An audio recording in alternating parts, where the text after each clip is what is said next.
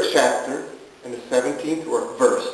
I will be reading from the NIV version today.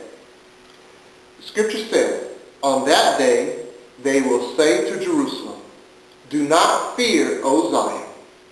The Lord your God is with you. He is mighty to save. He will take great delight in you. He will quiet you with his love. He will rejoice over you with singing.'" Here we find the minor prophet writing about the fear that Jerusalem had had. Jerusalem had been in captivity for a long time. There had been so much confusion.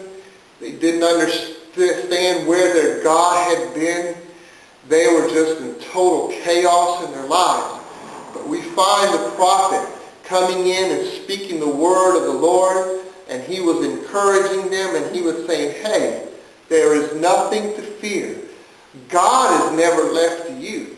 God has always been there with you. It didn't matter what storm you have been facing. It didn't matter if you were under the Babylonian captivity or whatever type of captivity you've been in. God has always been with you. He has always desired to have a relationship with you. And that is the same way with us today.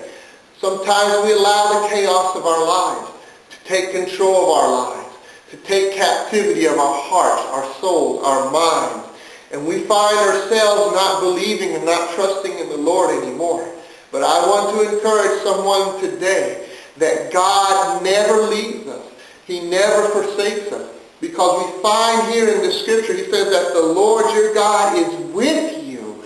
He is always with you. He is continually with you. He is mighty to save. There is no problem too big or too small that God cannot break the chains or the bonds that bind you. There is nothing big that he cannot destroy and cast down. And not only that, he will take great delight in you. You are his child. You're his son. You're his daughter. He has bought you. He has purchased you with his blood. And it doesn't matter what anyone says or what anyone does. You will always be his child. What you have to remember is that when you watch a small child learn to walk, he doesn't come out of the womb walking, but it takes time. It takes a learning process. And before you know it, you'll see that that child will walk. But you have to understand also that that child, even though he has learned to walk, there are times where he's going to fall. And he's going to fall on his face and he's going to cry.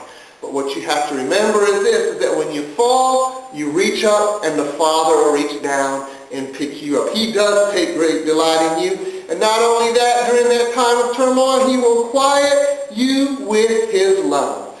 The love of Jesus Christ, it is unbelievable. He loves to wrap his arms around you and caress your soul and your spirit. That's the touch of a great Father. Is a Father that loves you no matter what. And not only that, but one more thing. He will rejoice over you with singing. Isn't that beautiful? God will sing over you. He will delight over you. He will take great joy over you. So remember this one thing, that when you find yourself being captive, remember that God is there to set you free.